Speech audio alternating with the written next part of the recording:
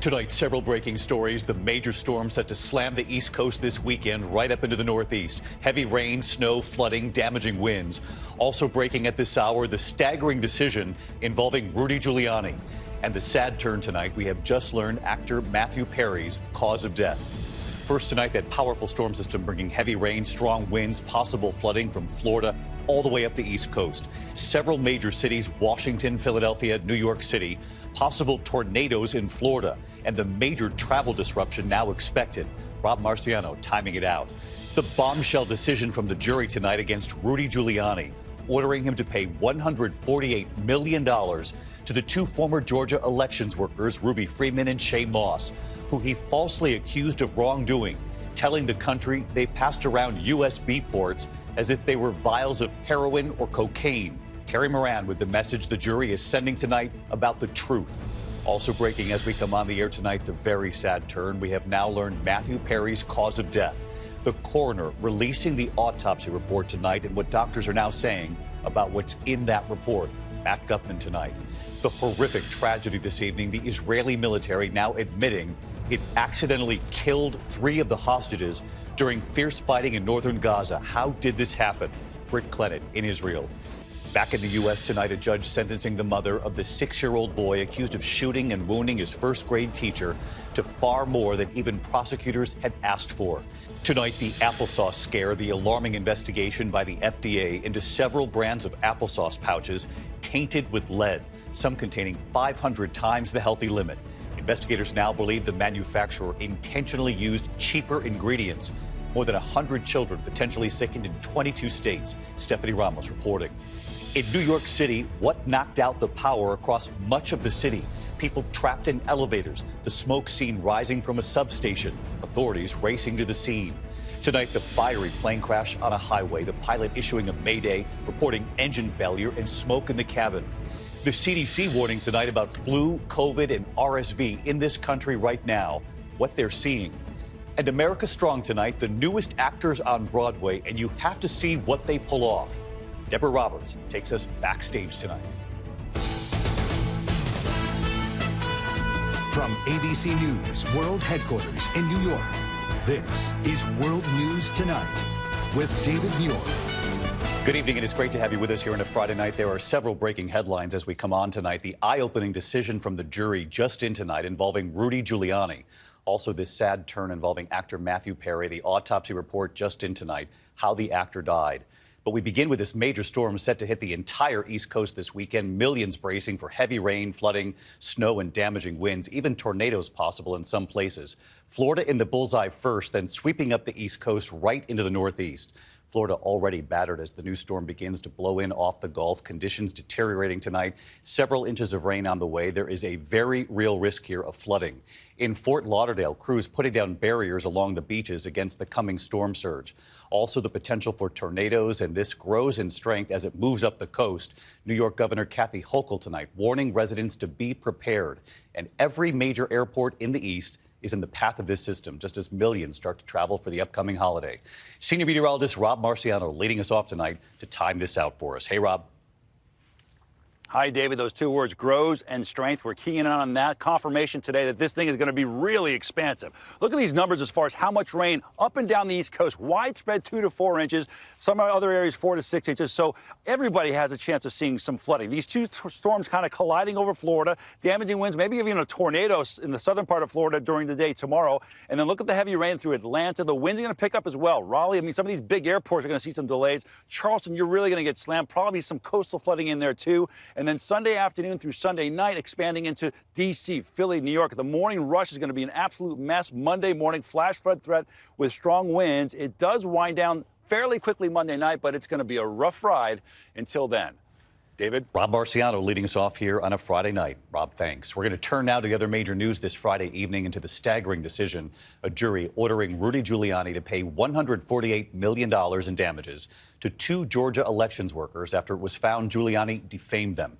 Giuliani repeatedly accused them of changing votes during the 2020 election without ever providing proof. At one point, telling the country they were passing around USB ports as if they were vials of heroin or cocaine. Shay Moss and her mother, Ruby Freeman, testified about the death threats and harassment they have faced ever since because people believed what they heard from Giuliani.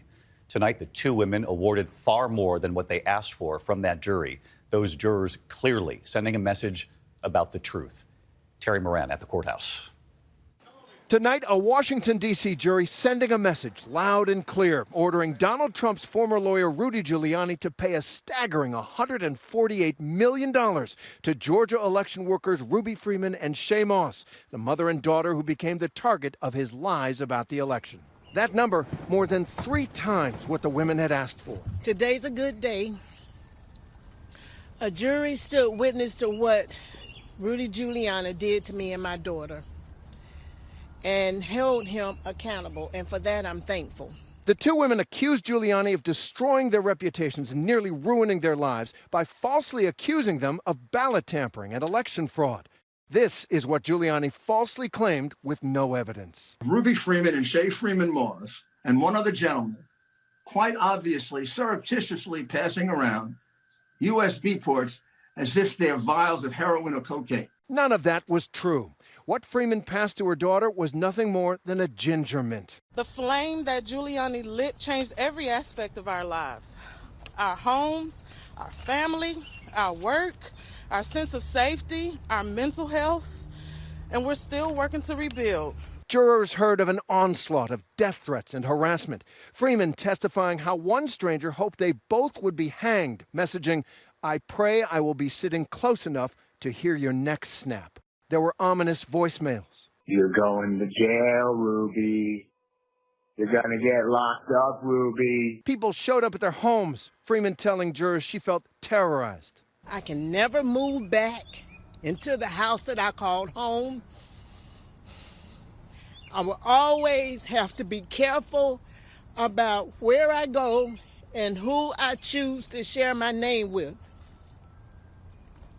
I miss my home, I miss my neighbors, and I miss my name. Giuliani had conceded in court filings that he made false statements, but incredibly, even during the trial, he doubled down on his lies. Do you regret what you did to Ruby? Of course I don't regret. I told the truth. They were engaged in changing votes. There's no proof of that. Oh, you're damn right there is. Stay tuned. In the end, Giuliani chose not to testify. I don't regret a damn thing.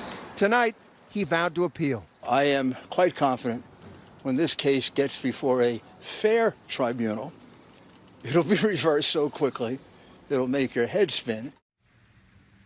Giuliani's appeal is a long shot, though he might get the damages reduced some. But it's a longer shot for Ruby Freeman and Shay Moss to ever recover much money out of him. He's basically broke.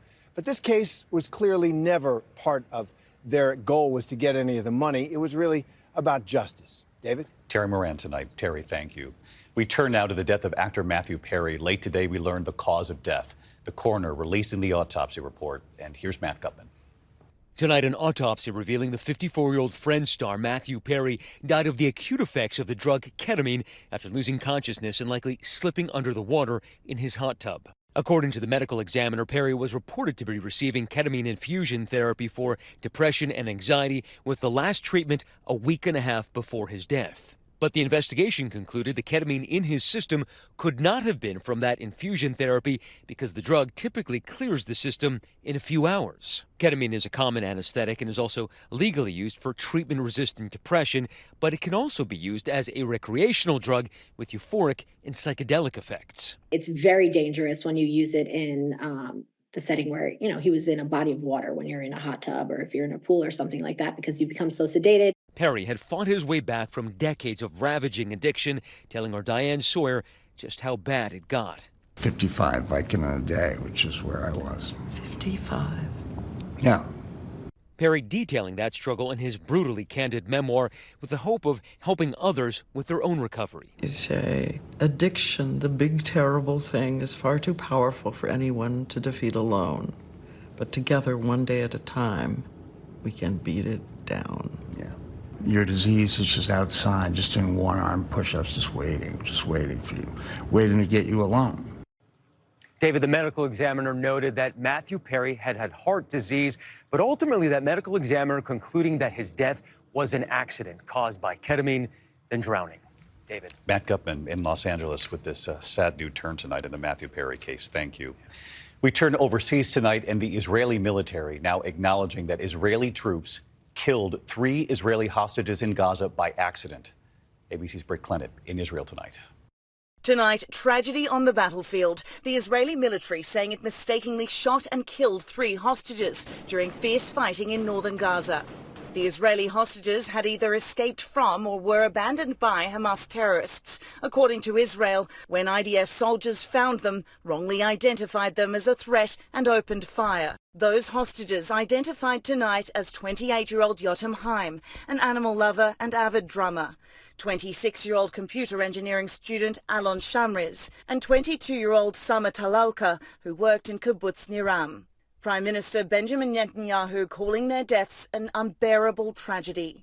The news sparking outrage, especially among the families of the more than 100 hostages still in the hands of Hamas. Yuval Baran's father-in-law, Keith Siegel, an American citizen, among them. All the hostages we got back in the last few days were all dead bodies, and these people are still alive, can still be saved through proper negotiation like was done before. We pressed the IDF. It is something that sadly can be expected of such a chaotic battlefield where the enemy constantly and systematically uses civilian clothing while they are fighting. And I think that is one of the root causes to why this mistake happened. But the IDF telling me they can't guarantee this won't happen again. You can't rule out that more hostages inside Gaza are going to die at the hands of Israeli soldiers. No, hopefully not die at the hands of our soldiers, but definitely that there will be instances like this in the future. So we cannot rule that out. Israel revealing it also recovered the bodies of 3 more hostages, including 28-year-old Aliyah Toldano and 19-year-old Nick Bezier and Ron Sherman, both IDF soldiers. David, that IDF spokesperson saying they will continue in their mission to destroy Hamas, saying that this is not time to pause and ponder. David. Britt Clennett in Tel Aviv tonight. Thank you, Britt. Back here in the U.S. this evening, and tonight the mother of the 6-year-old boy who shot and wounded his first-grade teacher in Virginia. She's now been sentenced to 2 years in prison for felony child neglect. The judge sentencing the mother to far more than the 6 months prosecutors had sought. Deja Taylor said she stored her gun safely, but her son told police he climbed up onto a dresser and took it from her purse and carried it to school in his backpack, shooting his teacher several hours later. Taylor is already serving 21 months on a separate charge for lying on a firearms application. She's now looking at 4 years of prison. We turn now to the alarming investigation after scores of children in the U.S. were sickened by cinnamon applesauce contaminated with lead, some containing 500 times the acceptable limit. More than 100 children potentially sickened in 22 states. And tonight, investigators now believe the foreign manufacturer intentionally used cheaper ingredients. The FDA is now in Ecuador inspecting the factory, and here's Stephanie Ramos.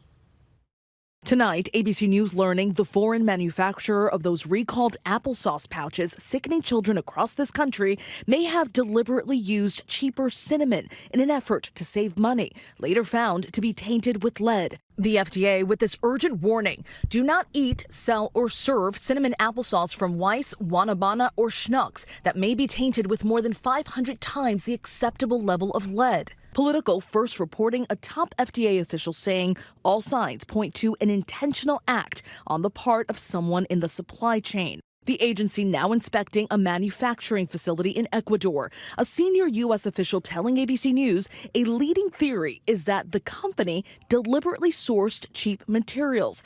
Investigators now testing the cinnamon.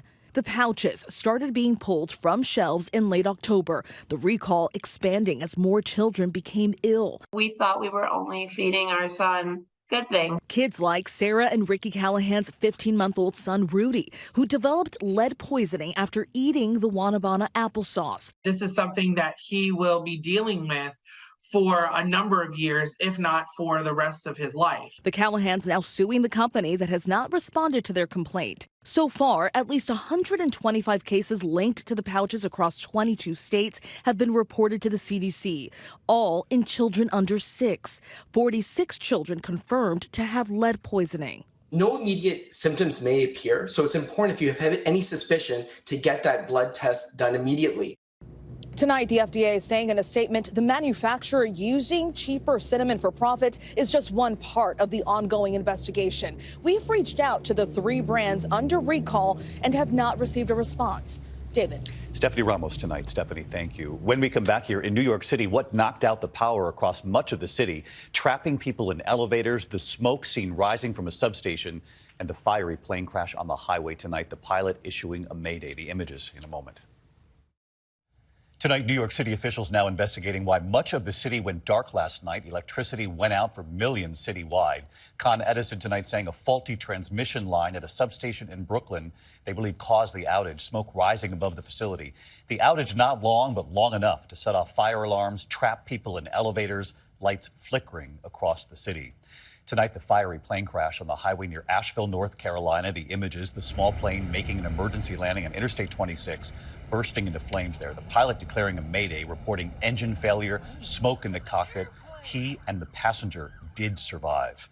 When we come back tonight, the CDC with a warning about flu and respiratory illnesses, what they're seeing in the country right now. And you have to see this. The new actors making history on Broadway. Deborah Roberts takes us backstage. To the Index, and tonight, the CDC is warning respiratory infections are on the rise in this country, including flu, COVID, and RSV. In fact, hospitalizations for the flu are up 200% over last month, RSV up 60%, COVID up 51%. Health officials urging eligible patients to get vaccinated for all 3 illnesses, especially, of course, with the holidays approaching. When we come back, Deborah Roberts takes us to Broadway, the newest actors, and what they're pulling off. Finally tonight here, one of the most unforgettable performances on Broadway. The actors breaking barriers and breaking through with a powerful message about autism, on stage and off. Deborah Roberts takes us to Broadway tonight. Tonight, you're watching a barrier come down. So I guess I'll move forward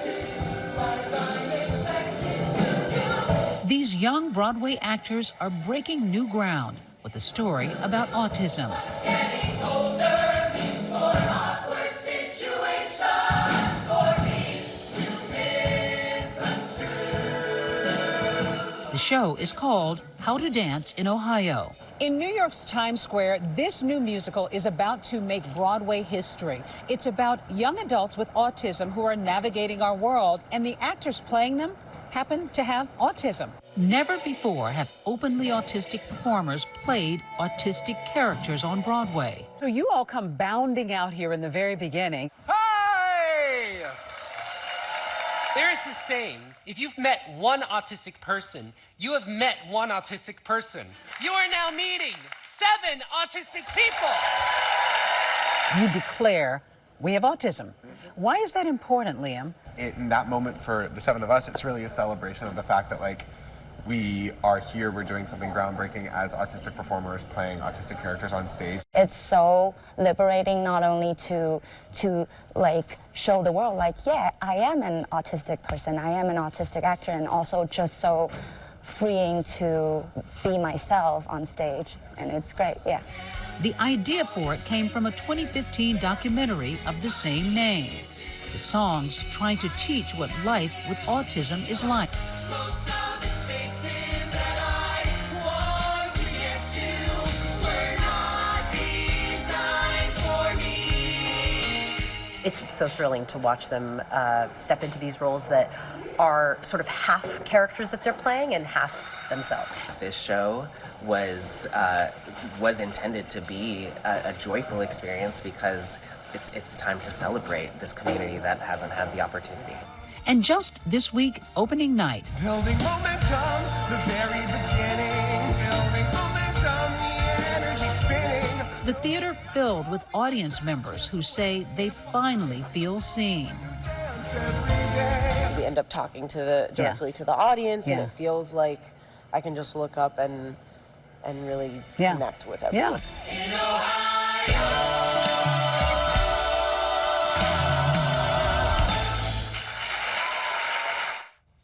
Wow, These actors are just extraordinary. I am so glad they're getting their moment. And I know, Deborah, that they told you that they hope this changes the way we all see people with autism. They do. It's an exceptional show, David, groundbreaking in so many ways. And the cast and crew are hoping that this will open the door to a new kind of diversity on Broadway and change our eyes and our hearts for those who have challenges. They already have right here tonight. Absolutely. Deborah, thank you. We should mention that Deborah and I will be back a little later tonight with an all-new 2020. I'll see you then, Deb. And from all of us here at ABC News, have a good evening. Good night. Thank you for making World News Tonight with David Muir, America's most watched newscast.